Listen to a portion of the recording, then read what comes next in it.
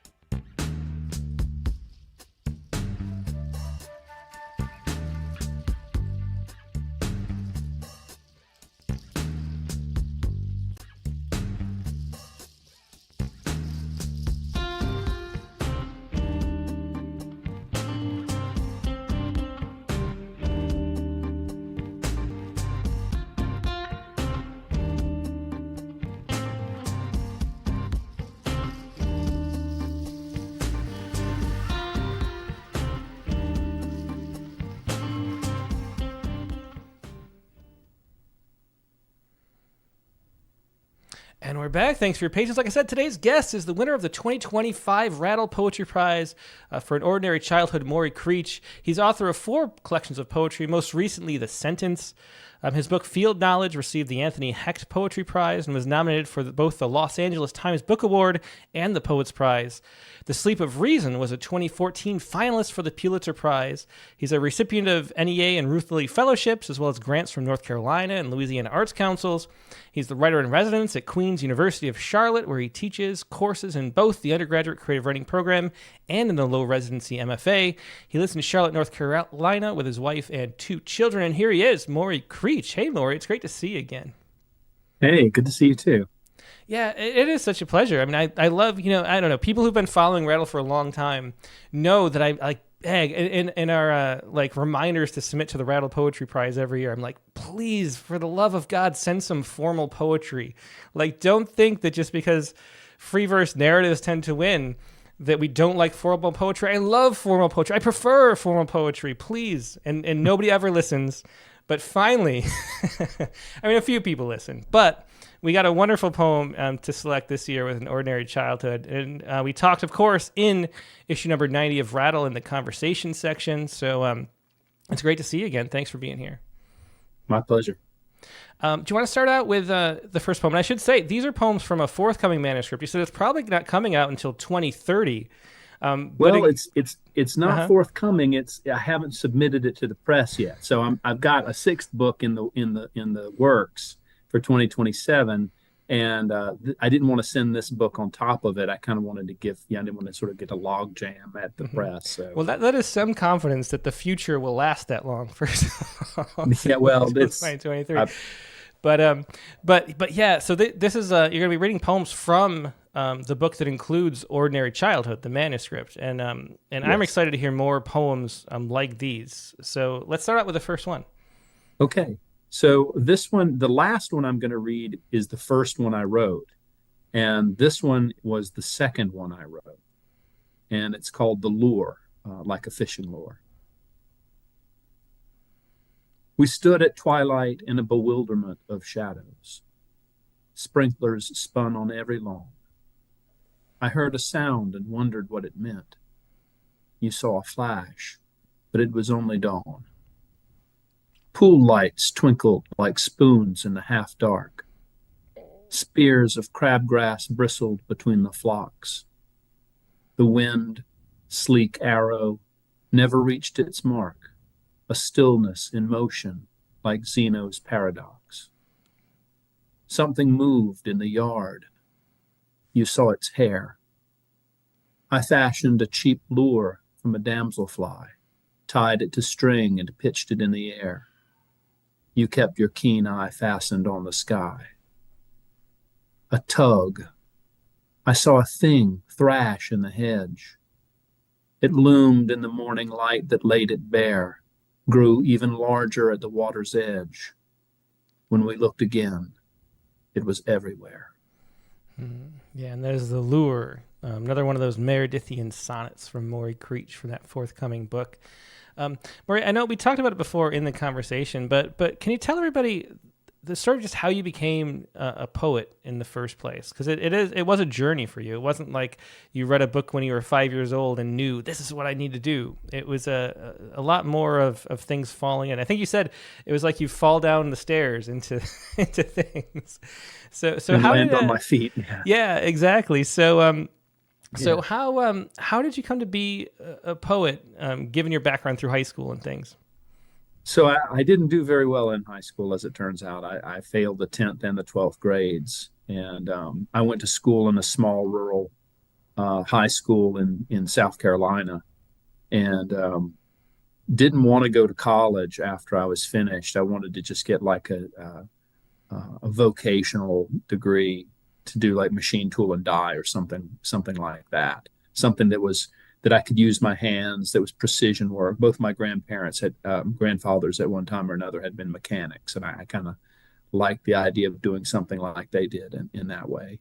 And my father was like, you really should take some college prep, or not college prep, but university level, writing classes and psychological, take some classes just to see if you like them. So I enrolled in several classes and failed algebra twice, and ended up taking an American Lit class, second half of American Lit. And in that class, the professor read John Berryman's Dream Song 29. And, there sat down once a thing on Henry's heart. And that poem just kind of, I was instantly a poet at that moment. I mean, not, I hadn't written any poems, but I knew that's what I wanted to do. I just was like, I want to do what that person was doing. I want to write poems like that. So that's kind of how I went off to university after that, and then off to graduate school, and I've been doing poems ever since. Yeah. Well, digging into the poems in this forthcoming book, two people in the chat have already said the word atmospheric is describing this poem. Somebody said Yes. that was atmospheric, and then someone else said I was about to type that. And and they are like the poems. They have. It's rare to find a collection of poems like these, and that's what the poem we published in the winter issue was too. It felt that like it's more writing from like a mood than it is writing from anything else, which is an interesting thing to do. How did you start writing poems in this style? I mean, you've done other books that are really different from this. I mean, the sentence is very different, for example.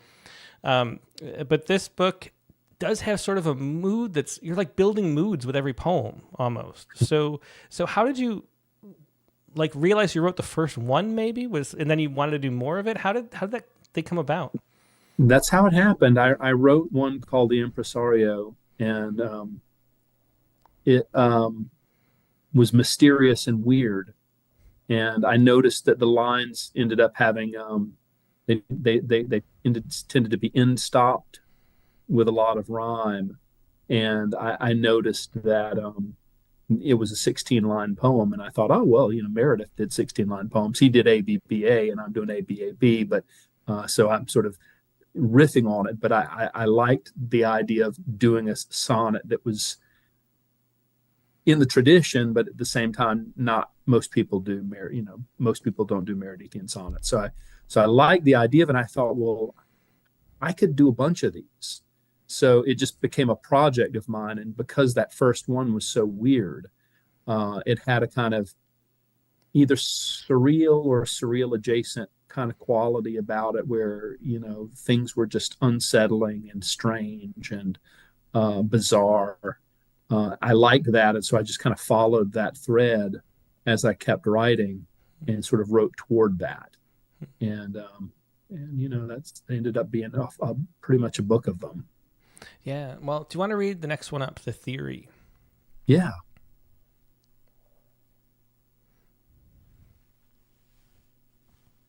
The Theory. My theory stated there was nothing real. Being did not impress me.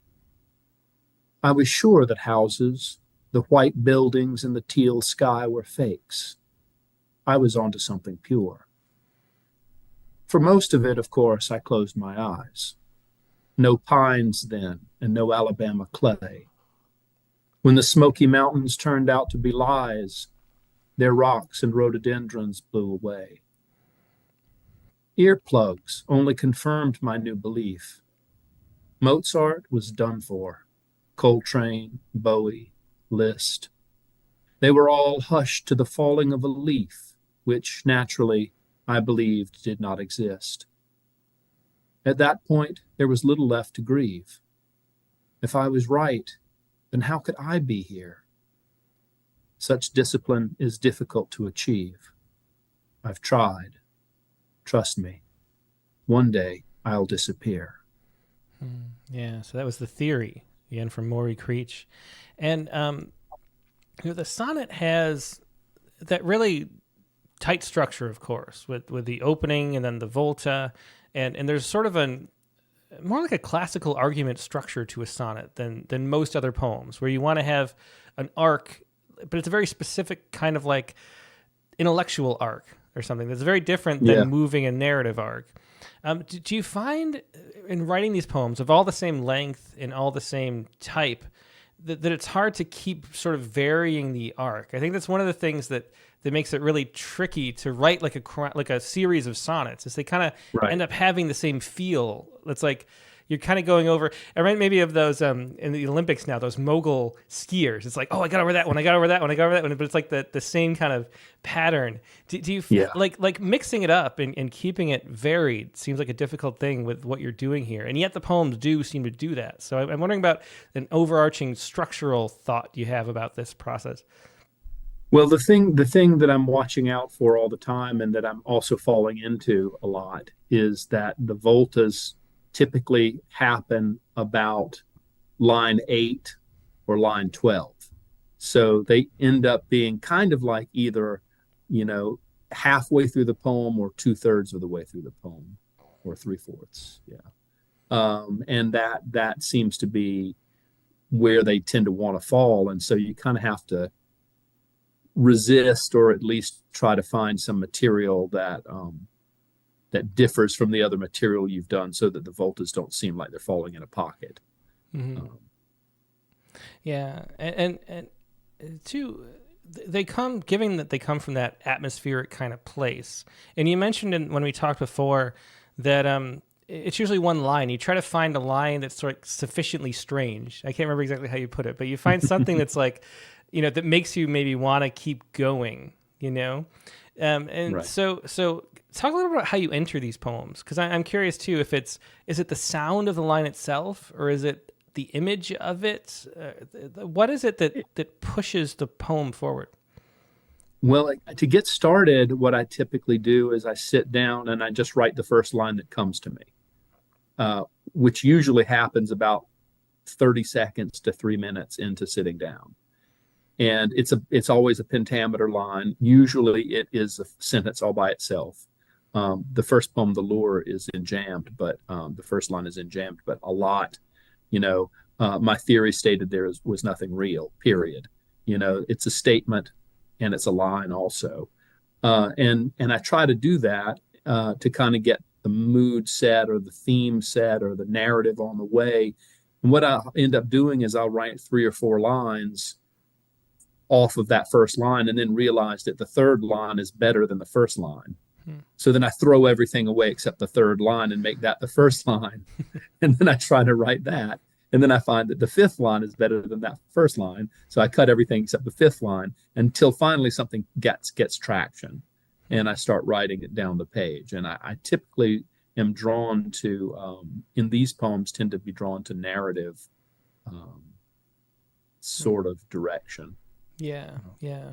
It's interesting when you say, like, get traction, because there's something so real about that. Like, and I'm just wondering what you think that is. What does it mean for a line to have traction? Well, for me, everything is about acquiring context. So the first line comes into play, and then you're like, okay, what could this mean? What could this suggest? So then you're trying to write the second line, and then you're like, okay, is this a story or is this an argument? So you're looking for context, you're looking for structure, and then you get to the third line, you're like, okay, this is a narrative. I'm telling the story now. And then by the time you get to maybe the 4th line, you feel confident that you can get to the end. And it's that moment when you feel like, okay, no matter what happens, I'm going to finish this. It may be bad, but I'm going to finish this because I feel like I've gotten to a place where I can push it forward. And that's traction for me. Yeah. Is there like I'm always really curious about the sort of I don't know, the ways that poetry operates beyond our consciousness, and there's a way that like you feel, and you feel it while reading a great poem. I mean, like even looking back at like Julia's poem earlier, that's very political and charged with what's going on right now. Like you read other poems and there's just something about certain poems that just hit you and grab you and make you want to keep reading them. And it feels like the same impulse that makes you want to keep writing them too. I mean, there's that whole no surprise for the reader, no surprise for the writer, no surprise for the reader, but there's like no interest too there's just something that's like compelling, but it's a mystery too. And so I'm curious what you think, because these poems they feel so much like you're rooting around for that like compelling anchor, and then you like run with it. And it's a really interesting process to sort of see in poem after poem. So what is it that makes that, do you think? I don't know. I start from a place of not knowing anything. Like I start from writing a line and I don't really know where I'm going. I don't have ideas like, oh, I'm going to write a poem where somebody throws a fishing lure into the yard and catches some kind of animal.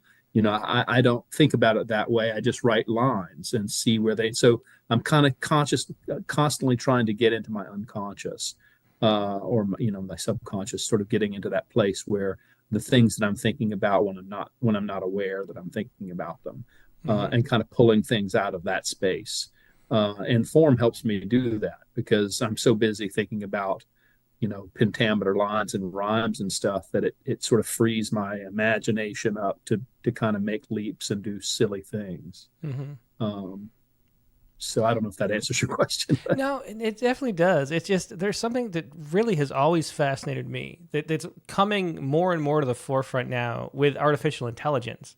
I don't know how much you follow how AI works and that, but that like auto recursive token generation is how AI actually works. It's like, there's one word, and then what are the possible words that could be the next word, and it's one word by word at a time.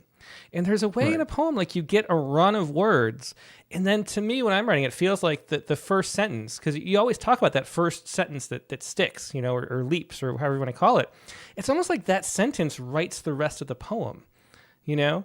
And it's just this, it's the most magical thing that I think I've maybe ever experienced. And it's what makes me love writing poems, is that there's a way that you can turn yourself off, and it's like the language itself wants to say something. Like we use lines like that all the time. It's like I'm letting the poet or the poem speak, and I'm getting out of the way. Like guest after guest says something like that, and there's That's something right. just fascinating about that. Well, if you think about it, every poem that we've ever written and every poem we'll ever write is already contained in the language. So we're really just kind of rummaging around in the language, trying to pull the poems that are already in there out.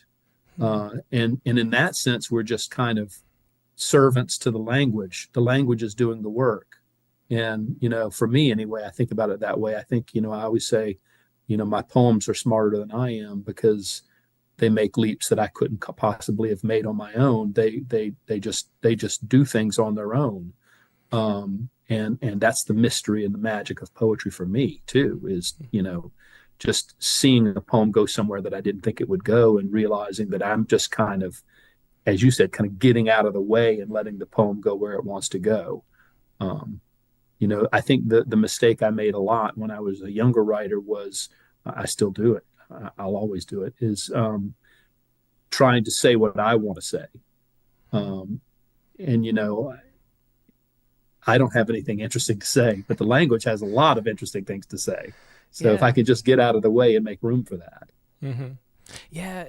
Do you find it, I don't know, difficult or less and less difficult as you become more and more experienced as a writer? Or is it always difficult getting in the way? I mean, the thing I always talk about is the Zen and the art of archery, and that sense of having a too much willful will, like that aiming for the target gets in the way of your hitting the target, is the whole concept from that philosophical approach. And that's just so prevalent in poetry, but or just all art, I guess. It's like getting out of your own way. Do you find that there's ways that you, like strategies for getting out of your own way, or do you find it easier over time as you get more experienced as a writer? I think it's gotten easier for me as I've gotten older. I don't know if it has anything to do with me being more experienced as a writer, but just sort of the older I get, the easier it is to drift into daydream space. And maybe it is from writing. I don't know. It seems like I'm able to get into a daydream space a lot easier these days than I did before. And that's the thing, is just not being conscious of what you're writing, just sort of getting out of the way and letting the poem go where it wants to go. You can write a poem. Formal poetry, I think, is particularly dangerous for this. You can write a perfectly structured, intricately rhymed, beautifully constructed, dead poem. It's a container, but there's a box with nothing in it. And that's usually because it's coming from your head. Mm-hmm. I write those all the time. But you have to sort of let the form be the thing that reveals the mystery rather than forcing the form on something that you have, sort of preconceived idea. Mm-hmm. Yeah, I mean, that's why I feel like poetry is a spiritual practice. Do you find, is it difficult to identify the dead poem? Or if you write a poem, do you know that it's dead? And I guess maybe too, how did you cultivate that feeling? Because one of the things that we get reading submissions all the time is just that, and it's hard to explain what that even means. It's just so clearly written. I mean, one of the ways I think we talked about in the interview before is the whole McGilchrist's master and his emissary, the left brain and the right brain. And it's so clearly written from the left brain. It's like the imposition of your will upon the world. I want to express this thing, and I'm really thinking about what people are going to think about me after reading this, and aren't they going to think that that line is great? And, or I want to, and just getting out of that way and letting the spontaneousness happen. But do you feel like that's something you have to cultivate? Because it's just so strange to me that those are so clearly the poems that really work. You can read them, you can share them. They're the ones people react to. And it feels like there's this universal sense of whatever it is. And one of the things maybe is authenticity, but did you have to cultivate being able to tell which of your poems were alive and which were dead? Or do you just always know? Well, I have a friend who was a former student of mine, and we're good friends, and we show each other everything. And sometimes I'll send him a poem and he'll say, nah, something like that. He'll say, I don't, this is not a keeper, and it's helpful. But I kind of know that already because I find that I'm reading the poem over and over again, trying to convince myself that I like it. Mm-hmm. rather than reading it because I like it. Yeah. And I'm trying to trick myself into loving it, and it just doesn't work. Yeah, it's true. I mean, that's the problem, that we're all experts in deceiving ourselves. Yes. Well, let's hear another one, Morri. Next up, we had The Hand. The Hand. Okay. So I read a translation of a poem by Carlos Drummond de Andrade. He's a 20th century Brazilian poet that was translated by Mark Strand. The poem called The Dirty Hand, and it begins, my hand is dirty, I must cut it off. And I was like, I always wanted to write a hand poem. So this is me, a poor attempt at writing a hand poem. It's called The Hand. He wasn't quite sure where his left hand was. He checked his jacket, but it wasn't there. The raw end of his wrist began to buzz. He checked the glove box, the reclining chair. He asked his wife if she'd seen it around, wriggling all of his toes inside his shoes. Retrace your steps or check with lost and found, she said. His arm had blackened to a bruise. Stars slouched in their settings over his lawn.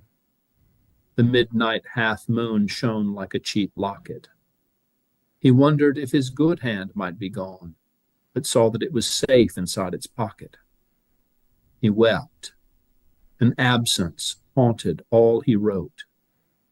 Then there it was, the hand, or so it seemed. When he saw it in the dirty sink, afloat, a hand like any other hand, he screamed. Yeah, and that was The Hand. Another, I mean, really, atmospheric is a great word to describe these poems by Morri Creech. I think we're going to get more technical than we did before because we're sort of diving deeper. And there are already some questions about rhyme itself. And I probably should have brought this up while we were still looking at the last poem because it was about a rhyme there. And Thomas Mixon, who loves rhyme himself and is always sharing and submitting wonderful rhyming poems, says, my guess is it's different for each poem. But in that last poem, and it was the one before, it was The Theory. Theory. Yeah. I was struck by the end rhymes list and exist. Curious if you had exist first and was working toward it or not. I don't know. I wish I remembered. I think I came up with the list, as in like Coltrane, Bowie list, that list. Mm-hmm. And when I got to list, I was like, oh, exist. So I think it kind of was like almost as soon as I came up with list, I knew it was going to be exist. Mm-hmm. And I started working towards that. But yeah. Mm-hmm. Well, I'm curious just how the rhyme is generated for you. Do you usually write, is it the majority of the time in chronological order? I know a lot of poets, some poets come back, but you are so like that sound is going to generate the rest of the poem. And it feels sort of like you work probably pretty chronologically through the poem, I do. Line by line. Do you often go back? You don't? I'll go back and change whole rhymes. Mm-hmm. Like list and exist, I might change to stir and procure, just because that something about that those lines aren't working and you can't make the rhymes work. So you just change the rhymes altogether. It's like you just pull the carburetor out and stick a new carburetor in instead of trying to fix the one that's in there. And that's, that's kind of what I'm doing with the rhymes. I do go back. Yeah. So for the process of the first draft moving forward, do you usually have that, like the list and then exists, and you sort of know that you're writing toward that? I'm just curious how rhymes are generated. One of the things that I keep telling people on the critique of the week is I think it's a really bad idea to go to your first rhyme, like the first one that you think of, because that's the way you end up letting your conscious mind really guide the poems. It's like what you expect, And then that is sort of and that's how you get dead poems, I think, with rhyme. And that's the Absolutely. real problem that most people go. Like, you can't go with that first rhyme because that's the one that's on the surface of your consciousness, and you won't go anywhere interesting with that. You have to go to a deeper rhyme to go somewhere surprising. And there's a certain way that, like, just picking a random word isn't good. Like, there's a middle ground that you have to kind of find, I think, which is between the first thought rhyme, which is like your left brain's rhyme, and then like some random rhyme. There's like something in between where you have to let, I think, the rhyme be still from you, but still surprising at the same time. Is that how you go about it usually? I write a line and I don't think about what's going to rhyme with it.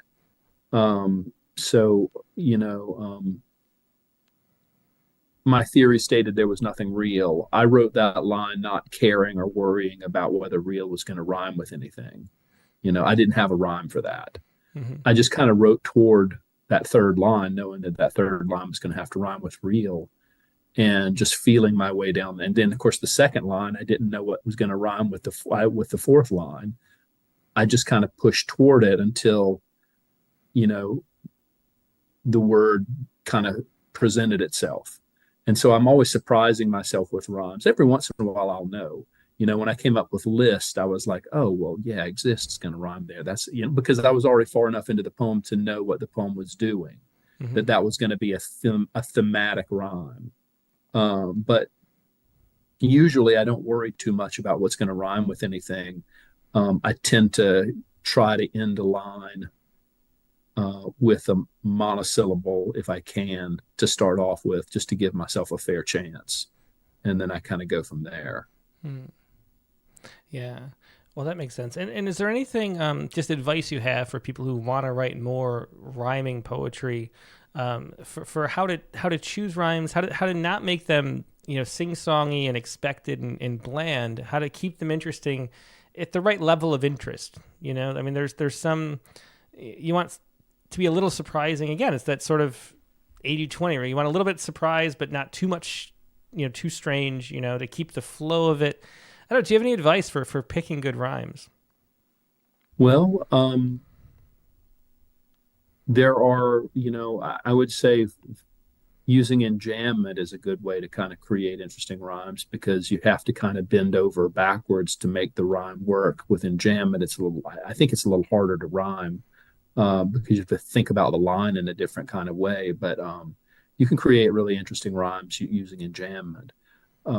You can also kind of mute the sound of the rhyme with enjambment, which I also kind of like sometimes. But in terms of rhymes, one of the things I like to kind of play with is two-syllable rhymes, like locket and pocket. That can make an interesting rhyme sometimes, if you're rhyming, 2 or even 3 syllables. But I don't have a real hard or fast rule for what to make good rhymes out of, other than just to kind of be alive to diction. I think you pointed out that A.E. Stallings was saying that if you rhyme different parts of speech, you kind of get interesting effects, and I think that's really good advice that she has. But I'm always kind of bewildered by what rhymes are doing. Just kind of hope they turn out. It definitely is. It's one of the really fun things. And again, I mean, not to beat a dead horse, but I just wish more poets would play with that kind of level of thing, because it really can generate really fascinating places for poems to go. Let's hear another poem, Morri. The Marriage is the next one we have. This one, definitely, I came up with the first line and just kind of went running with it. And it's called The Marriage, right? I kept a picture of Stalin by our bed. My wife set it face down when we made love. I closed my eyes and thought about the dead gossiping on the long train to Lvov. A woman smoking with a blindfold on against a tree in thick November snow. And when I blinked, it was already dawn. Tchaikovsky brooded on the radio. For years, that portrait held us in its gaze. Our mirror was the polish of a boot. Wind in the cellar, merely empty praise. The past, a dead tree rotten to the root. Most nights we quarreled over a cigar, how every revolution leaves its ash, and saw above the roofs one grimy star dangling like a crumb from night's mustache. Yeah, well, that's a great poem to be talking about rhymes with. Some really wonderful ones there. That was The Marriage by Morri Creech. Yeah, so about the meter and the use, these poems are very much in iambic pentameter. And, I'm wondering how much, one of the things I always think about is talking to Annie Finch about, her sort of contention is that there's really nothing specific about iambs that became, I hope I'm characterizing it right, but there's sort of a patriarchy involved in picking the iamb as the one foot, and that other metrical feet are just as could be used just as well, I guess. And there's sort of a bias toward the iamb. Do you find that? Because I feel like the iamb is particular to the English language in a way. There's a real rhythm to natural speech that tends to do that. And so, I don't know. I'm wondering about your sense of the iamb. And of course, that's the unstressed, then stressed foot. So it's, 5 of those, an unstressed syllable, then a stressed syllable for people who don't, know the words. But do you find that iambic has something inherent about it that works as the base foot? Or do you think when you play with other things that you wonder if you could explore those more? Well, I have a poem that's in anapests, for example, and I like anapests quite a bit. And sometimes people say you can't. It's hard to write poems that are serious in anapests, but I don't think that's true. And I like trochees. I think trochees are really interesting. But it's English is an ascending rhythm speech. We tend to speak in iambs, to dun to dun to dun to. We tend to speak in iambs. We tend to speak in rhythms where the first syllable is unstressed and the second is stressed. And so iambic pentameter, I think, kind of developed out of the natural rhythms and the natural proclivities of English to kind of fall in certain pockets of rhythm. And so for me, it just seems natural to do that.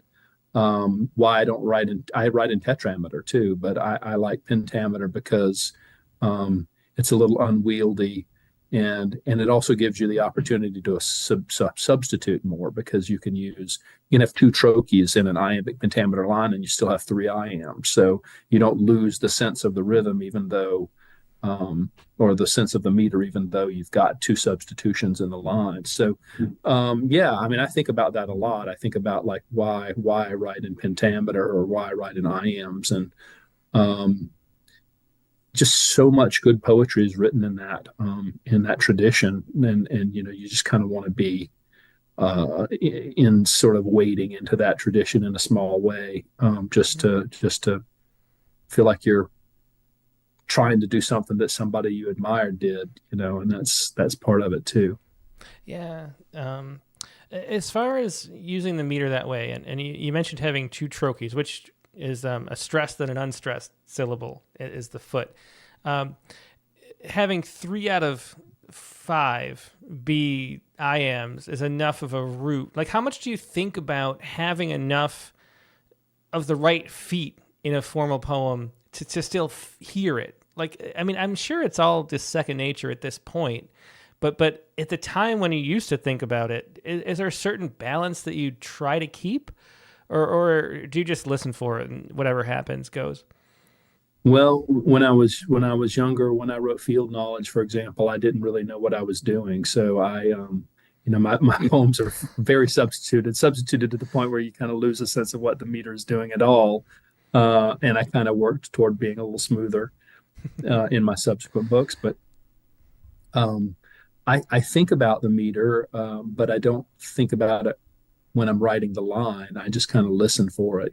There's a sense to which you learn it and then you forget it. you try to do that anyway so that you don't get so bogged down. But I definitely think about it when I go back and revise, and I'm like, yeah, that line seems a little clunky. I need to do something with that. So, yeah, well, it's really funny to me to hear, it won the Anthony Hecht Prize, which is and the field knowledge, and yet you feel like you didn't know what you were doing at the time. And that's a really fun thing to think about. Yeah. So, did you? Your progression as a formalist, what does it mean to not really know what you were doing? Like, what have you learned along the way since that book that you feel like you're doing to get more on solid footing, no pun intended? Well, in the field knowledge book, I was thinking about meter, but I was sort of trying to not let the meter run roughshod over what the line wanted to do. So I was kind of I didn't really think about it this way, but at the time I was actually kind of at odds with the meter. I sort of like the meter was something that I was trying to impose, but not allow to be imposed upon the rhythm of the line itself. So the meter was an approximation, but I would some might have 13 syllable line, and that I'd probably pass that off as a pentameter line. It was, I'd have three trochees in the line and not think twice about it. And, I'd have, lots of trisyllabic substitutions, anapests and dactyls, da da da da da and da da da da da da. In these pentameter, in these iambic contexts, and it was a little chaotic. I'm very happy with that book. I'm proud of it, but it is. I wasn't thinking in meter. I was thinking against meter in some ways, sort of. And then when I got to my third book, I kind of got enough practice at it that the meter and the rhythm kind of merged. And I was able to think in the meter a little bit more confidently. Yeah, that's a really interesting way to think about it. Let's hear another poem. The Age is up next. Okay. The Age. It was an age of impostors. Everyone wore dark glasses and name tags with the names scribbled over, and everyone played games. Night owls pretended they preferred the sun, and early birds the moon, in that strange age pretending to be an age, that sham decade pressed up against the future like a blade. Like amateurs rehearsing lines on stage intended for the stars, we acted out those certainties we were least certain of.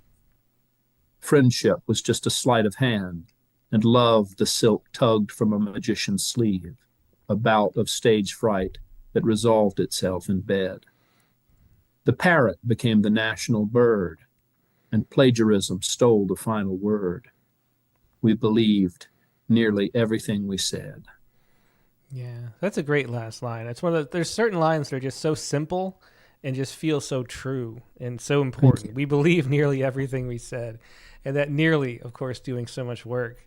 In these poems, do you feel like the eye is consistent? Is it one narrator, speaking, or do you feel like it's more fragmented than that? Because it's both feels like it's multiple perspectives in a way, but then it also feels very unified to me reading the selections I've seen. Well, I think of them as multiple voices, but I think that their way of looking at the situations that they're in are similar. So it creates a sort of a tonal consistency, even if it's, even if it's different speakers at the time. Do you find, using different speakers, what do you think about the voice in the poem then, given that you're seeing it as different speakers?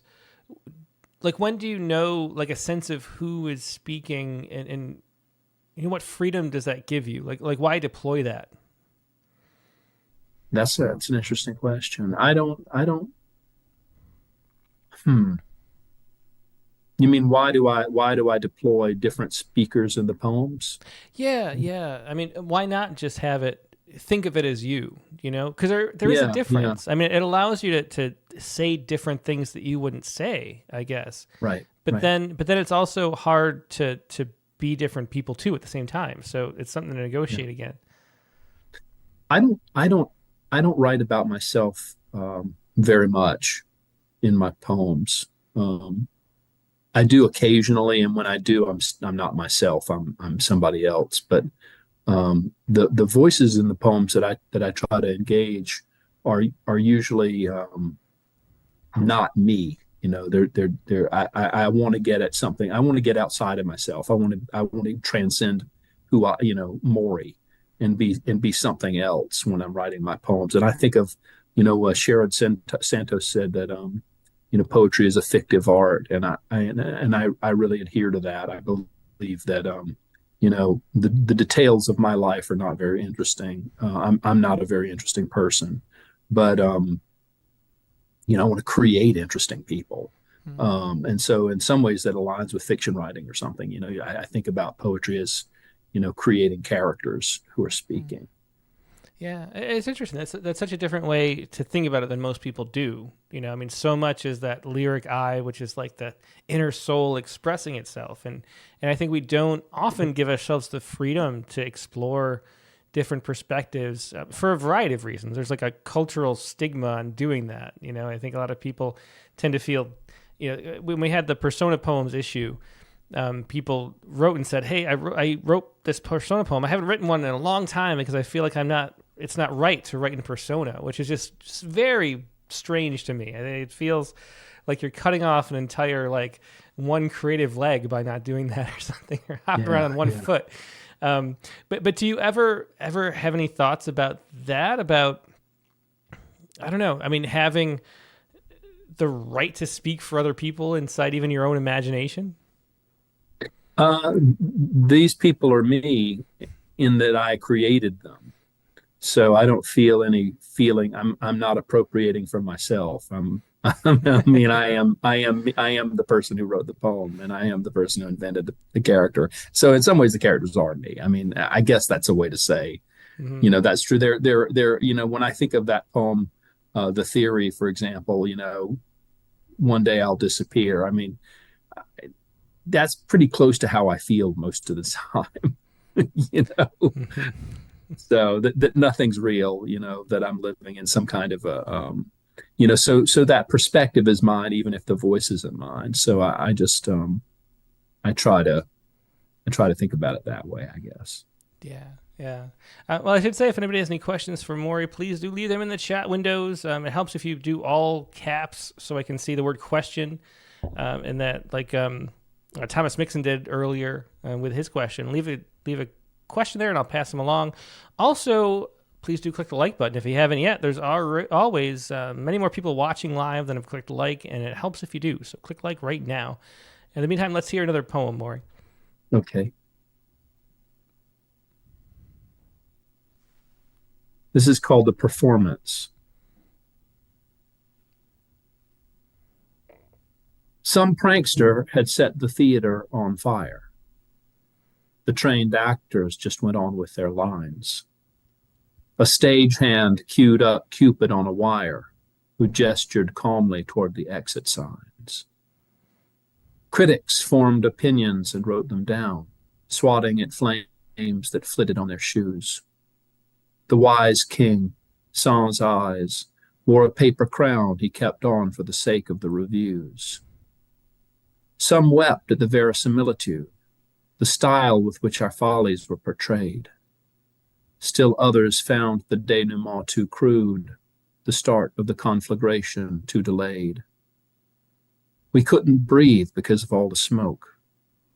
The audience catcalled as the flames drew near. We waited to hear that it was just a joke. It has been years, and we're still waiting here. Yeah, and then that was The Performance by Morri Creech, again from this forthcoming book of Meredithian sonnets. And that's one of those poems where we see really clearly all the end-stopped true rhymes, which is something that most people, if you went to even the rare M.F.A. professor who tells you how to write formal poetry, they would say, do not do end-stopped full rhymes throughout the poem. It'll sound all sing-songy and no one will want to hear it. And yet you do, and you've been really pushing and exploring that more with this book than anything else in the past by far. What can you say about, because it works. There's sort of a, I don't know, and I think, and that's why it feels like there's a consistency to the voice too, because I think there's a surety when the rhyme ends at an end of an actual line or a syntactical line. How do you go about, though, making it work in this way that most people would say, don't even try? Well, the first part, I think, is trying to write, or really trying or attempting to write good, natural, inevitable sounding sentences that end on a rhyme word, so that I'm thinking about the sentence as much as I'm thinking about the line or the rhyme, because the sentence has to have a kind of authority. And so I'm thinking about that, but I'm also thinking about, these poems have a kind of surreal quality to them, or a kind of strangeness to them. And sometimes I think, often when we write, well, for me anyway, I like to write surreal poems in prose, to write prose poems that are surreal or strange. And I thought, well, the thing that works in rhyme and meter is to create a sense of the deadpan. And the sense of the deadpan happens, I think, when the line just ends matter-of-factly with a period. And, the rhyme just falls there and kind of echoes down the page. It creates a kind of flatness, a kind of intentional flatness that I like, that seems to, because you don't want to have an overly lyrical, strange, surreal poem. The artifice, upstages the strangeness. You kind of want to mute that a little bit, which is kind of ironic because the rhyme gets turned up to 10 or 11 when you end on the period. Yeah, that is really interesting, because it is like you've found a way to mingle what we usually see in prose poems, like Russell Edson or something, the strangeness of those and that long tradition, to finding a way to do it within the voice of traditional pentameter. Yeah, that does make a lot of sense. There's a question here, and it's from Laura B. Laura Berg. She says, sort of an elliptical question: Morri, does the world seem this way to you, or is the poetry its own world? These poems are representations of, I think by, you see the world, for me, I see the world better by bending it out of shape. So for me, these poems are really representative of reality, but they are, I see reality in these poems because they're so unreal, if that makes any sense. Yeah, I think that does. And you can feel, somebody else mentioned, I lost it, but the political, they all feel very political, even though they're so distant from the political at the same time, that there's a really interesting effect, a parable-like effect to them. And here's a perfect example. The next poem is Late Empire. Do you want to read that? Sure. Late Empire. We were the children of the late empire. The hours and minutes staged their quiet coup. We had such wealth as to outstrip desire itself, more time than we had things to do. We watched the loud and louche on TV screens, doom-scrolled, slept, accumulated trash, and delegated our thinking to machines while other distant cities burned to ash. Like a mouse chattering on midnight floors, our sense of boredom kept us wide awake. At dark, we feared that agents at our doors might seize us in the lamplight by mistake. Senators campaigned in their armored cars, telling us things were better. We grew old. We swilled our G&Ts in noisy bars. We gossiped. We believed what we were told. Yes, that was Late Empire by Morri Creech, and can't get away from the political on that one. Yeah. Do you feel it's always difficult? I've had myself, writing poems, little runs where I like to write poems in the same form and style, but it's hard to continue that for a whole book. You know, is there any difficulty in once you started on this thread where there is a certain very specific style? Did you find it difficult to keep pushing it in different ways that kept surprising you and kept making an arc and not sort of rewriting the same poem? Because so often, you know, given the same arc that we talked about before that sonnets tend to have, you're really sort of pushed in the same directions, and it's a difficult thing to resist, I think. Do you have any advice for anybody, me, trying to push manuscripts farther than you are going naturally? For me, the key is taking breaks and knowing when the rhythm is to, you know, when it is to breathe out and when to breathe in, so to speak. You know, when you're breathing in, you're just on a jag and you're writing poem after poem after poem, and you're sitting down every night and writing a new poem, and you know, it's just happening. And then you start to feel like you're straining. And rather than trying to push through that, I just walk away and just read and watch TV and go for walks, and just I don't, you know, I'll go for weeks and even months at a time not writing. I'm not writing right now. And then I'll come back to it and I see the poems with fresh eyes. I have new ideas because I'm a different person on the other end of that silence. And that's the key to me, is just sort of resist getting in a rut by listening to your when you're, you know, it's sort of like your imagination is running a marathon, and you get to the mile 26 and your imagination is like, look, I really need to drink some Gatorade and sit down. You know, it's sort of like, you've got to let your imagination do that, I think, every once in a while, or it's going to revolt. Yeah, I think that's pretty good advice. There are a lot of people around, you know, watching right now and listening later, who would like to write more formal poetry. You know, would like to get into this more. And you know, we had an episode on Rena P.S. Bayat recently.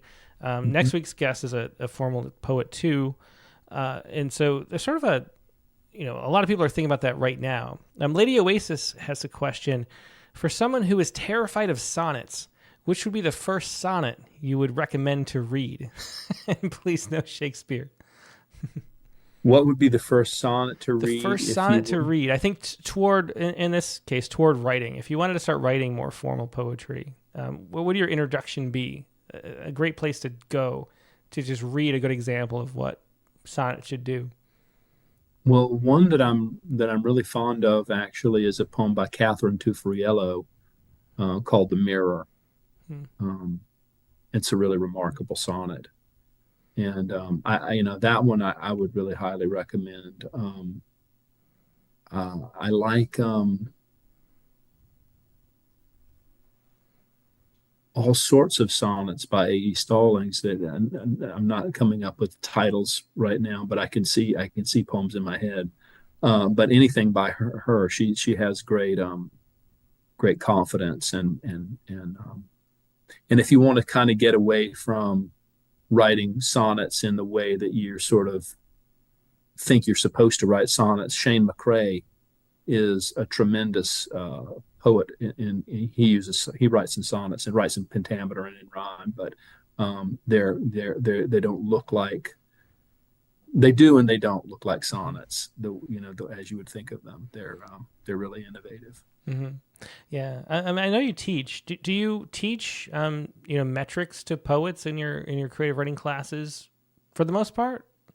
I do. I teach meter to my undergraduates in the writing of poetry class, which is the intermediate class, and have them write blank verse. I have them write a blank verse sonnet, so it has a volta, but it doesn't have the rhyme, because I don't want to sort of like having too many things in the air when you're juggling. So just working on the pentameter, and I teach a seminar in the M.F.A. program, which is just sort of a have them read Timothy Steele's All the Funds and How You Say a Thing. And then we do a 90-minute lecture, and we sort of walk through poems and try and write stuff. And it's a lot of fun. Mm-hmm. Is that the best introduction you would say? I mean, how do you go about, if you're teaching somebody new who's written poetry, loves poetry, but doesn't write in form? What's the best way to start if you were somebody like that and wanted to? Well, the three books that I would say are really interesting ways to get into meter. I was raised on Poetic Meter and Poetic Form by Paul Fussell. And he's what I guess you could call an absolutist. It's like either it's a stress or it's not a stress. So houseboat would be two stresses. Um, and I really liked that, and it was helpful, and it really got me into meter, and it helped me to figure out how to get into it. But the book that I'm really fond of now is All the Fun's in How You Say a Thing by Timothy Steele. And for him, houseboat would either be a trochee, houseboat, or it would be houseboat. It would be an iamb or a trochee, because one, he's a relativist, and I guess I would call him a relativist, because it's like, is it stressed or isn't it stressed, depending on what it's next to. So I find his theory, his ideas behind meter a little more complex, because he accounts for 4 levels of stress in meter, but it's, I think, a more accurate way of thinking about meter, his approach. Would you say for you, it's more of a guide or an explanation for what your ear is already doing? It's really an explanation for what your ear is already doing. It's helpful to be able to scan poems so that you can see what you're hearing, but you're hearing it. It's more important. I tell my students that all the time. It's more important that you can hear it, that you can scan it. Yeah. And just kind of the best thing to write formal poetry for me is just to fill your ear with formal poetry, read as much of it as you can, and sort of, you'll start to hear it, and then it'll start coming into your verse. When you say read it, do you mean read aloud, or do you think it works as well? Yeah, silently? Yeah. You can read it silently, but I think it's most effective when you read it aloud. And do you read your own poems aloud as you're writing? No. Yeah. I should. I feel like I'm being bad and not doing that, but I should do that. But no, I don't usually do that. Yeah. Well, before we go, I think we have one poem left, and I just want to understand more about this book that's forthcoming. So explain this to me again. We did it off the air, but you have another book that's coming out in 2027, which is what? So people can look for. What's it called? It's called Bedtime Metaphysics, and it's very different from this book that I'm reading from tonight. It's a lot of blank verse, and I have these 10-line stanzas where it's basically an Elizabethan sonnet missing 4 lines, so it's a 10-line stanza ending on a couplet. I have free verse poems. I have a prose poem in there. It's very varied in what I'm doing in that, compared to what I'm doing with the Citizen of Night manuscript. Yeah, and this one, the Citizen of Night, is forthcoming at some point, but you haven't sent it anywhere yet. I'm hoping it'd be forthcoming. I'm going to send it to LSU Press probably next year, or in 6 months or a year. Yeah, well, everyone's gonna be looking forward to it. Even if it's a while, it'll be worth the wait. Do you want to finish out with one last poem, The Impresario? Sure. This was the first poem I wrote, and I liked it, and I thought, after sitting with it for a while, I could probably do more of these. And I didn't know I was going to do a book. I thought, well, maybe I'll do the section of a book. And then I just kept writing them. And this was the first one. It's called The Impresario. We watched him dance like something we had dreamed. He staggered in the fisheye of the moon. With every move he made, the more he seemed to warp like a child's reflection in a spoon. The impresario of evening spoke. In the beginning was the end, he said. It sounded like the punchline of a joke. By morning, everyone who laughed was dead. When he had gone, the wind sang us to sleep as usual. The moon was still the moon. Its wan light had no promises to keep. Dawn's sun reeled in the sky like a cartoon. We heard a music muted by the seasons, swelling when we declared he was to blame. He never did come back. he had his reasons. But nights when we're afraid, we say his name. Yeah, that was The Impresario. Again, these are poems from Citizen of the Night, far forthcoming book from Morri Creech that will be worth the wait. In the meantime, pick up The Sentence, which is another great book, and his past books as well. Morri, thanks so much for being a guest. It's really been a pleasure talking to you and having you on, and I've really enjoyed these poems. Thank you, Tim. It's always a pleasure. It's great to talk to you. Great. Take care. Bye-bye. Yeah, once again, that was Morri Creech. You can find all of Morri's work at his website, which is morricreech.com. That's MORRICREECH.com. All those earlier books, The Sentence, Field Knowledge, etc., find those there, and then keep an eye out for the 2 books that are going to be coming eventually. Now we're going to take a quick break and go to our invited prompt lines. Now, once again, how this works is you had to submit your poem by midnight last night in order to possibly be invited to the prompts. Katie always picks about a dozen or so, or a certain number, depending on how long the poems are, of poets who submitted in time for that, and trying to keep it all varied and having different people, new people, a variety of folks. And the prompt for this week was to write a poem that moves fast. Include as many unique verbs as possible. That was your prompt for this week. If you have a poem and didn't submit it in time, or you feel free to submit it for the prompt poem of the month by the end of the month. But we're going to have a whole bunch of great poems to share in a little bit, so sit tight, and we'll be right back with a whole lot more poetry.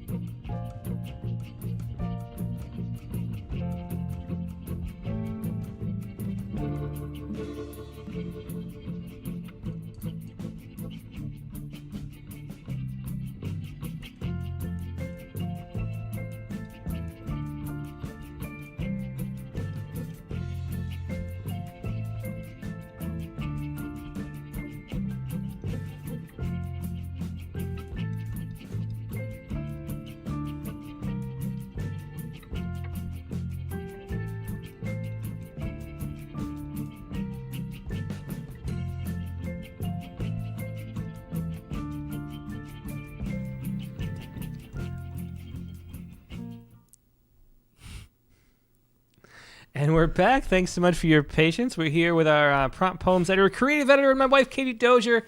Hey, Katie, how you doing? I'm doing well. I forgot to remove the Post-it from the bookshelf behind you on my way in. I'm seeing it now on the camera. As you can kind of see, we're rearranging, and with the help of my son, who's doing a wonderful job of helping organize our books. We're actually alphabetizing them. It's so exciting. At least the poetry books. Yeah, so that is a little a little help for alphabetizing that on the wall. On the wall. And anyway, the prompt for this week was to write a poem that moves fast. Include as many unique verbs as possible. So what do you have for us, Katie? Well, I think that I should have a goal of coming up with prompts that are more fun to hear you say, because I enjoyed every time I got to hear you on Critique of the Week say, quick. Well, you did make it fun. You definitely did. All right. Well, maybe it's not fun to talk about the topic that I wrote about, which is litter. Oh. Okay. Okay. Litter. When I write the kind of poem that feels like a top hat or perhaps a parrot perched upon my shoulder, and when the hearts are flying like elementary school valentines, and I refresh Facebook to see that so-and-so loved, not liked my poem, I bob with Laffy-Taffy realization that many of us are simply doling out candy so that others will give us candy, and most poems are wrappers that only hint at what the readers weren't ever allowed to taste. The way grape flavor is not really grape at all, just a purple wave. Letters stuck in a plastic bottle. Very nice. It's a funny one for when I was talking about how I'm going to try to read my poems more slowly, going in the opposite direction. That's true. Yeah. Well, I love that, though. It's so true. Grape flavor is totally not grape. It has nothing to do with grape. Like, where did they even come up with this concept? And we're supposed to accept it. I know. How dare we? So cool, breathless poem. And then that haiku, which for those just listening, you got the brackets in the middle, letters stuck in a plastic I really bottle. like doing the brackets. I feel like I want other people to use the brackets. I'm going to name it the Dozier-Coup. The Dozier-Coup? Okay. Yeah, I decided. You bracketed in yourself. I like bracketing because it's like it shows that you can read it without the part in the center at the same time, and then it comes with a different thing, but it also feels a lot different than breaking it into 3 lines. Too. Or there's a little more like more of a construction than parentheses too. Yeah, exactly. Sort of like a well, I like side. because you can leave it out. Anyway, make it happen. The Dozier-Coup. All right, the Dozier-Coup. I hope you wrote a few of your own this week, Tim. I wrote 7 Dozier-Coup. No, I'm just kidding. I don't think I've ever used brackets in a haiku. Well, I've never seen anybody else use brackets. Yeah, well, you're going to start a whole trend. Okay. So next up, we have... Oh, and Dick Westheimer says Doku. I don't know. We're getting very close to Dodo Bird there, Dick Westheimer. Okay. Well, so for mine, I wrote an old train poem. Oh, This is the kind of poem I write sometimes, and I haven't been doing it much lately, but it is fun for me. I just write and see what happens. I have no idea. So I wrote a few of these on the plane flying back from L.A. on Wednesday night, and here's one of the few I wrote. And here I just write without stopping until there seems like a stopping point. And I the conductor tells you to get off the train. Exactly, yeah. And I just, because like a train, you can't really stop, so you got to go. It's like, I guess, like a free writing thing. Then I format it this way, and sometimes they work in interesting ways. So anyway, this is, I wanted to fix it.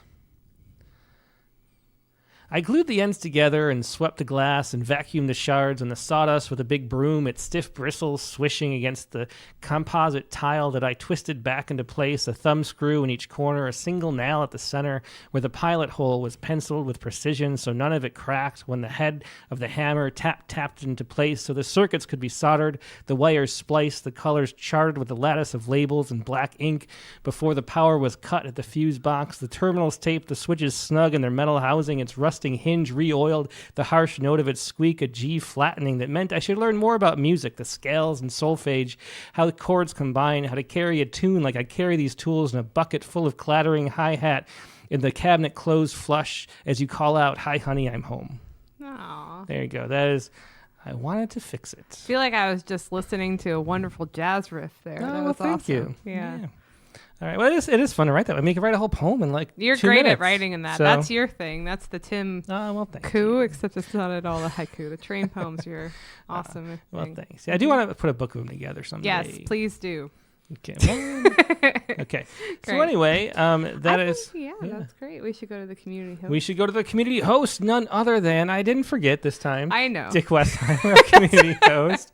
So easily forgettable. No, it's impossible to forget. And let me just it's a new routine.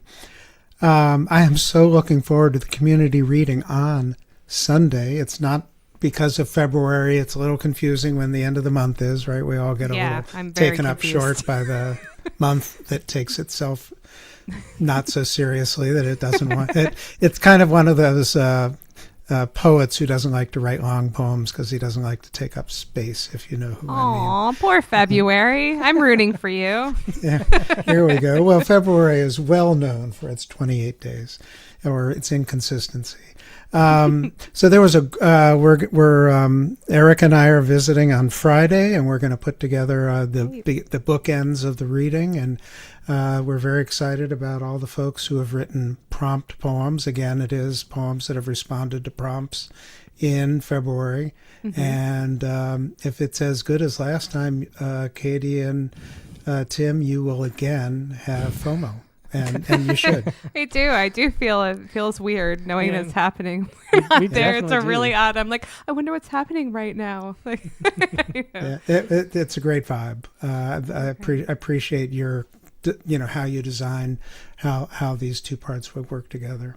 The other thing I wanted to say is that the Facebook page is on fire. There's just like so much comment going back and forth, people helping each other, new people posting poems, not necessarily asking for input, but of course people give them flowers and some discussion about the craft, like how do you do fast poems? What is the actual, are there craft? Can you do anything but write a Tim Green train poem to get the pace of the poem up?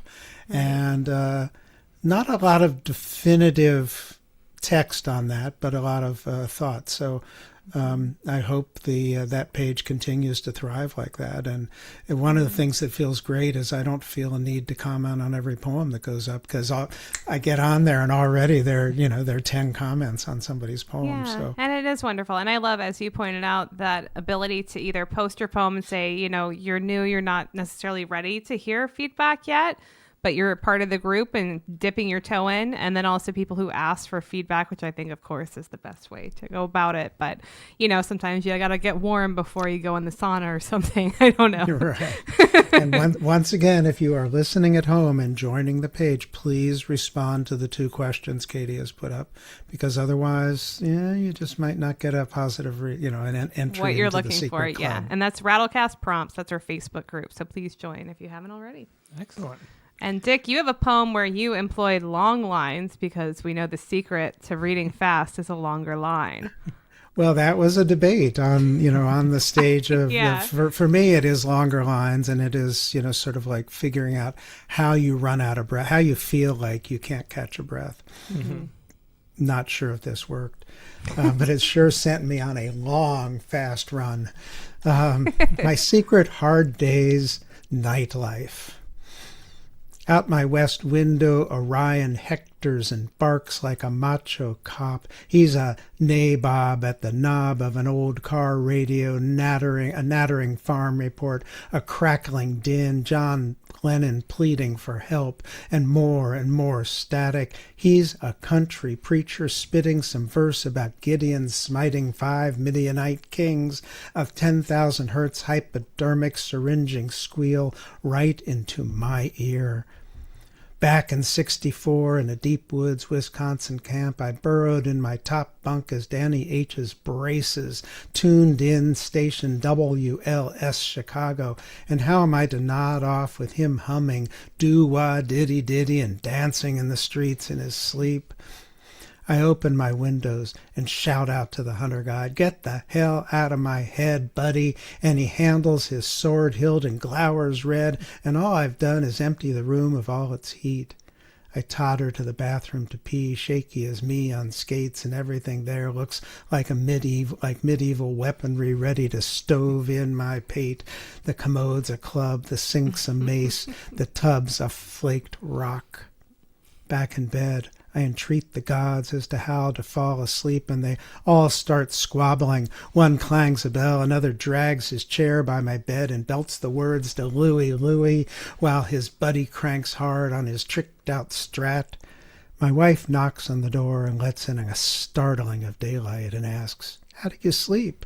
And I say, "Fine, you," and she riffs about a dream she had at 2 a.m. about Orpheus and Pan and a rock and roll band smashing their lyres and pipes at the end of the show, and said she sat up still stunned from sleep and saw me blunder back to my bed as I mumbled to the tune of A Hard Day's Night. I fell back asleep, she said, before you got to the guitar solo. That's great, Dick. Yeah. And I think that is the key to having the breathless pace is those, long lines and run-on sentences. Yeah. Are the two run-on things that really sentences, and make it work. I think you have to work. I found myself, so often this will happen, naturally. A poem will turn into something like this, but to sort of make it happen, a lot of attention to alliteration and assonance and trying to just figure out how to keep the sounds like pushing each other forward. Mm-hmm.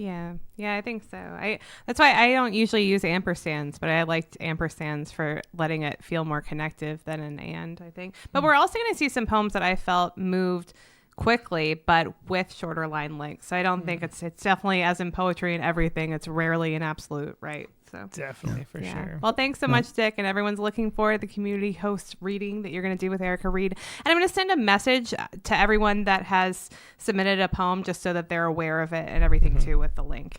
And also, if you're just listening, haven't submitted a poem, you can find the link to in the Daily Poem email at the bottom. I'll send it probably Saturday and Sunday.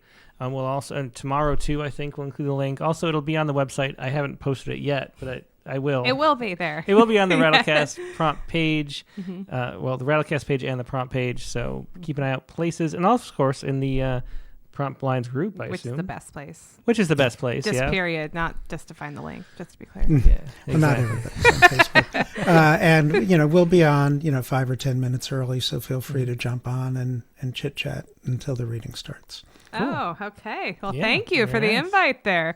Okay. Thanks, See Dick. y'all. Appreciate Bye. it. Bye. Thanks. Once again, that was Dick Westheimer, our community host, with My Secret Hard Day's Nightlife. It's a really fun poem. Let's go next to Carla Schwartz. Hi. Hey, Carla. Thank you Carla, so great to much. see ya. Great to see Great. you.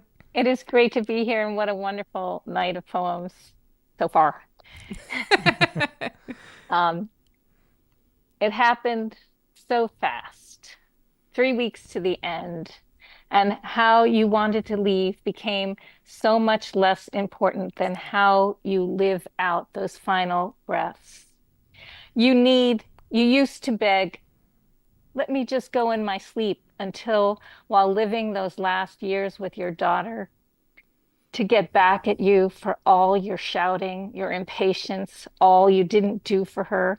She scheduled your dinner in the afternoon, scheduled your bathroom time, your screen time, your medication time, installed cameras in your house to spy on you, a chairlift to bring you upstairs to shower, and finally arranged an out for you, the hospice hospital, where no one asked how you wanted to go. Instead, they offered you night terrors, medication withdrawal, streams of fluids running through your veins, all the while your pacemaker ticking down the minutes. You couldn't call out for assistance, or if you did, no one to respond. What kind of hospital? What kind of hell?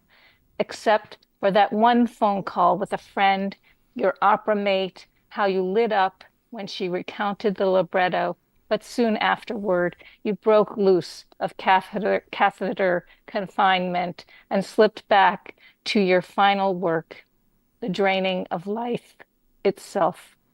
Yeah, another well-paced poem. Yeah, and I think, the ultimate thing that moves really fast, life. So hard to get more truthful than that. Yeah, for sure. Yeah, thanks for sharing that, Carla. Thanks, Carla. Thank you. Thank you both. Yeah, it was Carla Schwartz with It Happened So Fast. Perfect poem for the prompt. Let's go next to John Arthur. Been a bit since we've seen John. Yeah. Hello, how's it going? Good, great to see you, John. You too. Thanks for having me. So I've got this one, Two Ponies. I finally fit into my favorite pants again, the pair I used to wear 20 years ago. So I shimmy them on and I clasp what can be clasped, then I reach into the left pocket to find two of my daughter's pink hair ties. And at first I want to run into her room and put them back in the little bin on the dresser I IKEA'd for her. But her room is gone. I turned it into my study and now she studies in Nebraska. So I stage a picture, twin pink circles in my hand with one little strand of her hair looped around the loop. And I fumble thumb the words, look what I found in my pocket. And just a few seconds after I click send, I notice the little notice on the text that says read, but she doesn't respond for 5 days. Beneath my message, the ellipses endlessly ellipse until she finally hits send, and all she says is LOL. I really love the verbs there. I have to say, too, IKEA should be a verb. Like, it's definitely a verb to me, right? It's a verb to Tim, I know. Yeah, so definitely. it's very appropriate. And I think it moves really nicely, too, throughout. And obviously I have my own hair ties and I'm always finding my daughters and everything. Like and so picturing the day when, it's a rare thing to find is really interesting to look forward for me on that too. Yeah, excellent. The verbing of nouns, the fumble thumb, the ellipse. And Two Ponies is a brilliant title too. Yeah, that's really fun. nice. Yeah, thanks for writing the prompt, John. Thank you. Thanks. Thank you for giving the prompt so I could make up weird verbs. So have a good night. Thanks. Thanks so much, and congrats on the chapbook too. Yeah. Oh, thank you so much. We have some people from the Poetry Box in the house tonight. I feel like as a squad, we were really writing this week. So, yeah, thanks, John. And of course, John too is going to be part of the reading we're doing with One Art on March 1st. So yeah, Irma, what's the name of the chapbook again? It's the elephant cover with a newspaper headline. You see the elephant wins in a landslide. There you go. Yeah. Sorry. Yep. That's it. Well, thank you. And looking forward to the reading. Yeah, right. Totally. Thanks, John. Thanks, John. Have a good night. Yep, you too. It was John Arthur with 2 ponies. Mm-hmm. Let's go next to Clayton Clark. Hello. Hi, Clayton. Hey, Clayton. Great to see you. Yes. Hi. Good to see you both. Yeah, and what a night. So amazing. And that was really fun from John Arthur. I really loved that chapbook. Yeah. So my little poem is fast. I mentioned to Katie in the notes that, like, I wish Amanda Harris actually could read this for me. I didn't see that. Yeah, I missed Amanda. She wasn't. I'm not usually a fast poet, but so anyway, here goes. And it is surreal, so we're on the path. Night market. My feral mind darts outside and claws the grass. I whistle, whisper, cajole, then shout, "Come back, we'll lie by the fire." It scrambles away, crouches in the dirt, beneath the drunk-headed moon. Some dust puffs up as it sinks, jittery by the lemon tree. 2 shining yellow eyes sear through the branches. A skirmish breaks out. My thoughts are snatched up as fresh kill, to swing from a bobcat's maw. The cat stares back, then hurdles the fence and dives into the dark. Man, what a night. At least now I can sleep. Yeah, great. This one really captured my imagination. You know, I kept wanting to dive into it, and then I was like a little scared too at the same time. So it was really fun. Yeah. Yeah, insomnia, produces things. Yeah, that's true. I'll remember that the next time I'm up at 3 a.m. I will remember you saying it, and I will be like, Clayton said, so that'll help. Thanks so much. Great to see you. Thank you so much. It was a great prompt. Bye, guys. Bye. It was Clayton Clark with Night Market. And next, let's go to Brian O'Sullivan. Hey. Hey, Brian. Yeah, I'm so fast somehow. Hey, nice to see you. If I'm not mistaken, you have a rondeau for us. Oh, I do have a rondo, and it at least is about being fast. I'm not sure if it actually is fast, but that's half the battle, right? Called Apparition, an Acme product, the TM. Beep beep goes the wild road runner as he zip zooms on his way. Wily plans cannot dismay him. No coyote can catch his thunder. To watch him flash, it's a stunner. You wish the moment could freeze and stay. Beep beep. He zip zooms on his way. I'd like to be that bold up-and-comer. From Cloudcraft to Karoo, I'd speedily stray. Cartoon me a bridge, and I'd vavoom away. I'd melt like Jack Frost and go gold like the summer. Beep, beep, goes the wild road runner as he zip zooms on his way. My wily words cannot dismay him. No mere scribbler can catch the thunder. That's well, great. I really want cartoon me a bridge on a shirt. This is amazing. Like, I just want everything to be a verb, right? Yeah, it should be. Verbing was fun. That's fun. I think it moves fast, The beep beep, hard to argue with, There you go. Anyway, I have fun with the verbs. That was very cool. Great. All right, thanks so much, Thanks, Brian. Thanks. It's Brian O'Sullivan with Apparition and Acme Products. Let's go next to Nancy Tennell. This was so much fun this week. Oh, good. My poem's called On the Town. Shoes slide across rocks, make the gravel pop. Are those boys no gooding, hooding in the alleys and the empty lots? They laugh and strut, then lightning bolt. When someone warns, I'll call the cops. They parkour through the square to a safer distance, defying gravity, thwarting authority. But hey, they're just funning with all this running. No damage done, no threat to anyone. They careen and cavort, but commit no crime. No laws are broken, but people still squawk. when boys posse up for raucous behavior and a lot of loud talk. Yeah, great long sentences there. I love the reading of it too. I could just picture it so clearly too with the parkour thing. Isn't parkour like the best thing that like running in a crazy way now has a name? You know, it's like Charlotte will be doing something and then Lizzie will be like, oh, she's doing parkour. It's like it's official. Yeah. It's like, fun to watch. Kind of leaning on a couch. Like yeah. You know. Thanks so much, Nancy. All right. Thank you. Yeah, I love the sounds in it. Yeah. Mm-hmm. Nancy Janelle with On the Town. Next, let's go to John Wauchtowicz. How do you pronounce that, John? I'm sorry. No, it's okay. Witowitz. Witowitz. Okay. It's such a cool last name. I wish I had W's in there. Two That's W's? annoying. Come on. That's not even fair. And a silent J. Well, thanks so much, John. Yeah, it's been a bit. We published you before in Rattle. The Fruit Guy, is that the name of the poem? Yep, that was it. Nice. Yeah, well, great to see you again. Congrats on your chapbook, too. Yeah. Thank you.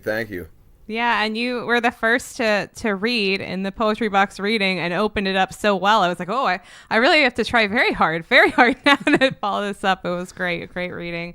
And no lightsabers in the kitchen, of course, your chapbook. Yeah, no, thank you so much. This poem's called Snow Moon. Tonight is the snow moon, a full month until the worm moon, but already I can feel their earthly stirrings under my feet. They begun to awaken the soil, and so have awakened hyacinth, crocus, and daffodil bulbs. The robins have returned. Traffic light yellow forsythia blooms will signal a suggestion to slow down, but most days are littered with check boxes, each a small officer of time. Why wasn't I incarnated as a worm, with life as my only occupation? It's not easy wading upstream in this hustle river, where if you duck your duties, hide in a hammock, get caught giggling, there'll be consequences. The average 4-year-old laughs 300 times a day. The average 40-year-old 4 times a day. There's no evidence to suggest worms possess any capacity for laughter, so maybe I'll keep my humanity. Later, I dream I'm the worm from one of those Richard Scarry books, Tyrolean hat, one sneaker, red bow tie, driving an Apple car. But instead of cruising around busy town at 15 miles an hour, giving enthusiastic head bobs to Huckle the cat and Hilda Hippo, who blushes when she sees me, I'm barreling down the wrong lane on the fucking Verrazano in a skateboard-wheeled fruitmobile. The ape who drives a banana and the pig who cruises around in a pickle appear on either side of me, dodging SUVs and deadlines, depleted, vinyl-seated, doomed. I go to wave to my co-conspirators, but realize I have no arms or any idea how I was steering. I crash through the guardrail and sail off the bridge. But luckily the apple's leaves start spinning like a helicopter propeller. I awake to the snow moon trickling through my window. It seems to say, you don't have to do all the things the light of day demands. Well, when I say that poem was a journey, I mean it in like the most fun, bizarre way. And I don't even know how we got from the beginning to the end and everywhere we went in between in that amount of time. But I love the lines that's something like, you know, there's no evidence that a worm has the capacity for laughter. It's so funny. Jury's still out, yeah. All right. Well, thanks so much for writing and joining us. Yeah, thanks, John. That was John Wauchtowicz with Snow Moon. I can't get the image of the worm from the book out of my head now, though. I'm like I'm caught there. Well, we mentioned the Poetry Box twice. Let's go next to Sean Evidingo Sanders, the publisher over there. Hey, Sean. Hi, Sean. Hi, how you guys doing? Great to see you. Yeah, God, these have been really fun poems tonight. My gosh. Yeah. Mine's shorter. So, and it's kind of the title is one of those run-in titles where it kind of goes right into the poem. Mm-hmm. The morning is a bottomless cup of chit-chat, a gab fast where you confab last night's episode of your dreamscape. The one where we burrow beneath a sack of burlap sacks to hide from spies whose eyes transfix on some sort of bad guy spy app.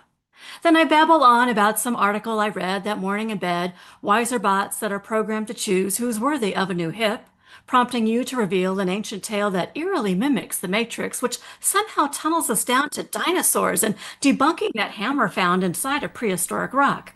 We leapfrog to breaking news where the president neuters the EPA and our curling team reigns supreme, a nice distraction from ice on ice. You stand up to pour us another hot cup as I reach across for your hand. It's Friday the 13th. How lucky we are to be here. So alive.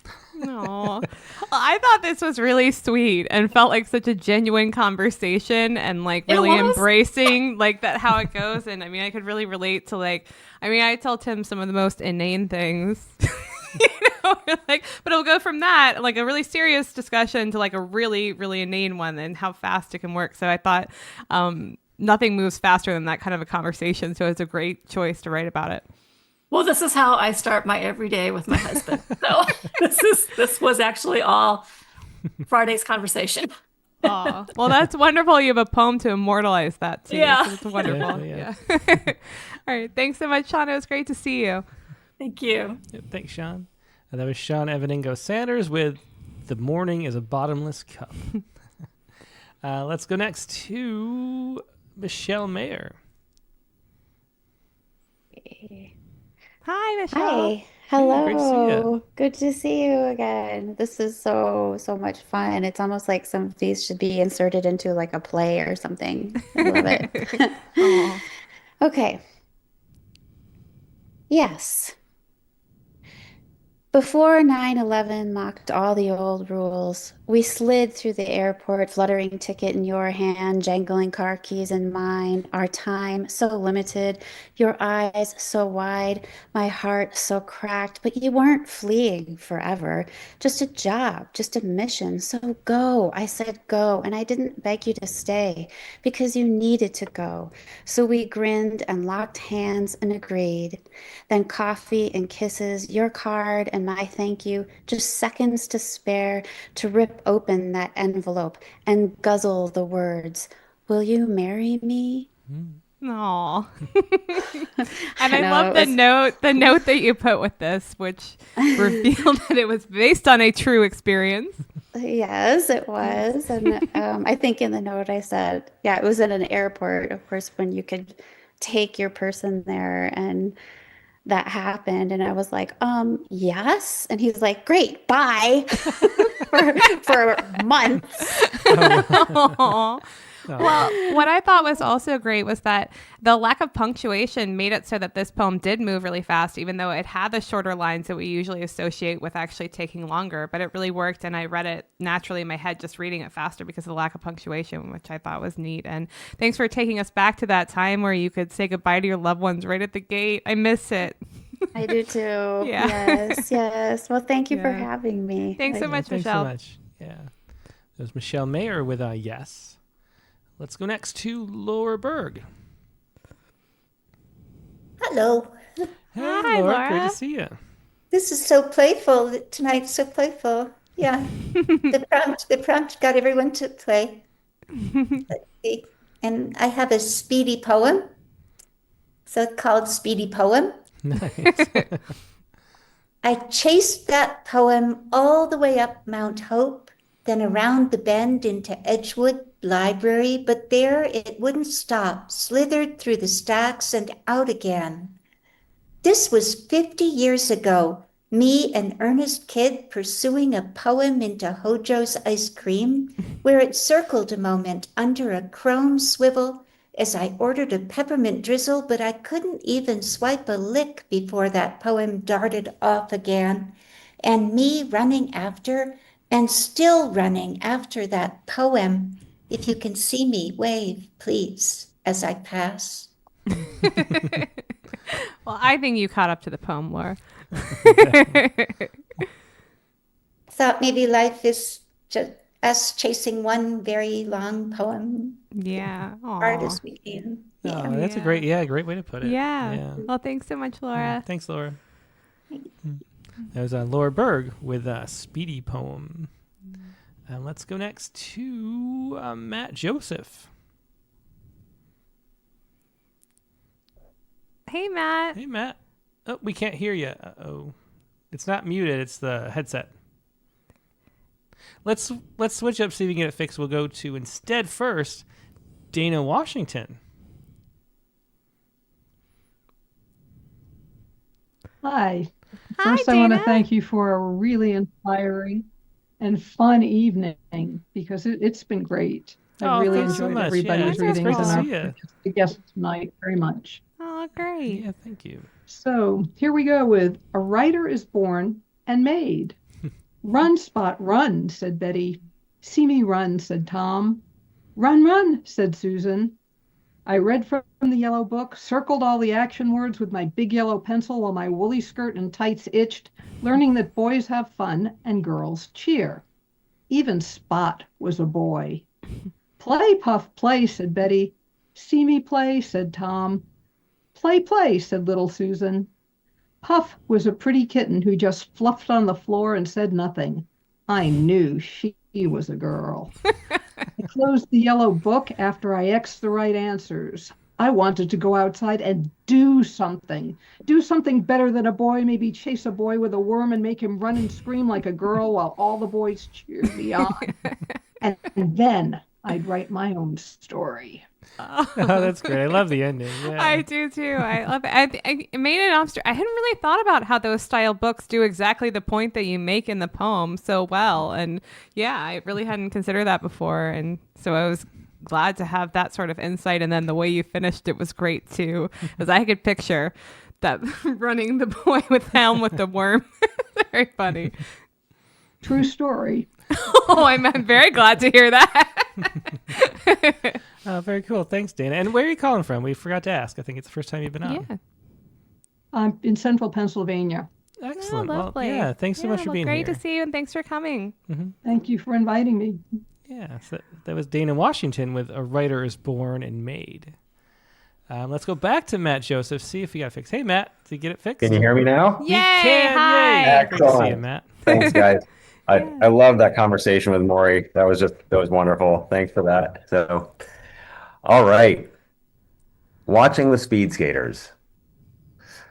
They ride the ice rails, smooth as seals, slicing cold air with their bodies, each an artist carving their own David's marble to life, flashing blades on the soles of their feet, coursing across the glassy metal touching and hissing, their upside-down mirror self kissing their upright self, missing nothing but wings. For what is this if not flying? What are they if not raptors, falling in an endless oval, dancing with each other, lactic acid and fate, peregrines wishing they looked this cool, knowing all they can do is soaring and diving, no country or crazed fans rooting and striving for them, just instinct and surviving. While these winter gods and goddesses feel their lungs filling with fire and frost, some falling, some failing, a few of them winning, but all of them giving up every last atom, and all, oh all, yes, all of them living. Yeah, love the ending there too. Yeah, I thought it was really interesting, Matt, with how, I think it's the gerund form with the ing, how it gave that sense of skating. I really felt like it. And I have to say, too, speed skating is not the sport I am most interested in, and this made me more into it just from having read this poem, and I was like, yeah, they really are like that. So thanks for that as well. Yeah, definitely. We have been enjoying the Olympics, and it's nice to see some poems about it, too. Yeah, it is. It definitely is. Thanks, you guys. Yeah, thanks so much, Matt. Good to see you. Right. Yeah. Bye. Bye. Yeah, bye. That was Matt Joseph with Watching the Speed Skaters. Mm-hmm. And then last one, we're going to read a poem for Ted Bernal-Guevara. Mm-hmm. Great to see him back on the prompt lines. And Ted's poem is this. I'll check his note first. Let's see. Yeah. No note from Ted. Let's just read the poem then. And it's good you're reading it last because it's called Fastest. So save the fastest for last. The fastest for lastest. Okay. Let's go with this. This is Ted Bernal-Guevara, of course. And here it is. Fastest. In the Philippines, an arrow goes through you at lightning speed. You don't know where it came from and whose pull had enough draw to zip through your body. Was the bow hunter aiming for your heart? You don't know. No sign of entry. Was he aiming for one leg to cripple you? No. A bleeding gash would surely show. As you grow old from that moment, in another setting, another place, the gravity of felt remained in thought. Seasons change from rain and dry to fall and winter. Years go by. You grow old mulling over that age, would never blur the idea that you had been pierced by an arrow at a young age and the hunter was invisible. You became irate, elated, and wizened by this. What if there was no pullback, no slug, no swift embedded? And all this fortuity was and it just is. You wouldn't know how to hurdle life. The velocity is in you, whirling in a tight space, a courier with a message, racing by himself. Another Jaron-rich poem, making it feel definitely. fast, too. It was. Yeah. I have to add that to the list of things that makes poems feel fast, interesting. for sure. Yeah, well, very cool. Thanks for sharing Ted. that, Ted. Yeah, Ted Bernal-Guevara with the fastest. And that's going to wrap up the show for tonight. So thanks, everybody, for joining us. It's been a really fun episode and a lot of great poems on the prompt lines. Great prompt, Katie. Oh, thanks. So we got a haiku to finish it up. And what'd you do with your haiku? I did a dojerku. Another dojerku. No, we're not going doku. It's a dojerku. I don't know. Maybe doku is better, but I don't know. Okay. We'll see. Okay. So here it is. So this is running the red light leaves. And so this was because I was literally watching on a windy day, the leaves like scatter across and it looks like people running the red light. And then I saw somebody run a red light very blatantly, which fortunately nobody was injured right in front of me. So yeah, that is very cool. And that's one of those, of course, if you're reading it, the red is READ. So it's one of those, what do you call those? Like where it's like playing with the homophones? Yeah, I think it's just, I don't know. Yeah. And then the leaves. Also, because the second, to me, the cut here is actually leaves, isn't like, when someone runs a red light, somebody could die.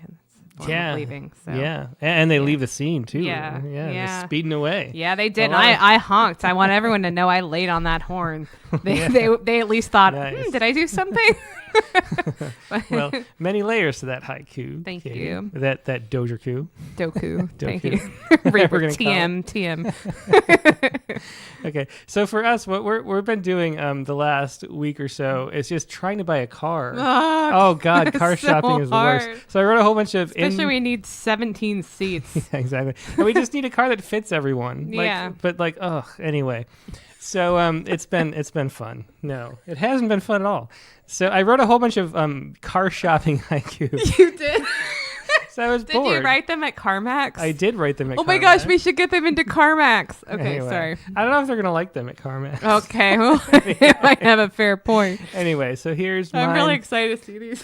For sale, while supplies last, enthusiasm. So there you go. For sale while supplies last, enthusiasm. I don't think CarMax is going to put that up, Tim. I don't think so. But I don't think they're going to want to see us again. Anyway, but they're going to. They are on Wednesday. All right. Well, thanks, everybody, once again for sharing your poems. And those are our haiku. And we have a prompt for next week, Katie. And your prompt is this. Write a poem that examines a surprising aspect of a job you otherwise generally love to do. So this can be an actual job, like your profession, or it can be like a task or something like that. So you can take job creatively. Well, it's interesting what we did here because it's a surprising aspect, but otherwise kind of implies that it's something you don't love. Well, you're really leading the witnesses here. No. Okay. So, but anyway, any surprise? That's something you love. Aspect? Interesting. Yeah. Let's be fun. I always love it when it's like a job and some kind of. I like backstories. I know, me That's too. really I honestly, a big part of this is I just love learning more about the people who are regularly submitting poems because I love knowing about everybody. So it is definitely really fun. Yeah. Well, cool prompt this week. Write a poem that examines a surprising aspect of a job you otherwise generally love to do. That is your prompt for this week or next week. Now, next week's guest is going to be Alexandra Oliver. Now, Alexandra was another finalist for the Rattle Poetry Prize for her poem Gated Community. Her newest book is Hal, the Invisible Watchman. Interesting about Alexandra is she writes formal poems, but she's also a slam poet. Oh, wow. That's an unusual combination. It is. It's a very... I looked at one of the... there's a YouTube video. It's got a lot of views. Cool. And it is a formal poem that's like funny, and she's doing it in the slam style. So it's going to be fun seeing the intersection of those two things. That's going to be next week's guest, Alexandra Oliver. The prompt, once again, write a poem that examines a surprising aspect of a job you otherwise generally love to do. That's me, Rattlecast number 331, Monday, February 23rd, the regular time, 8 p.m. Eastern, 5 p.m. Pacific. Hope to see you there. Hope you have a great week. In the meantime, we'll talk to you later. Good night. Good night.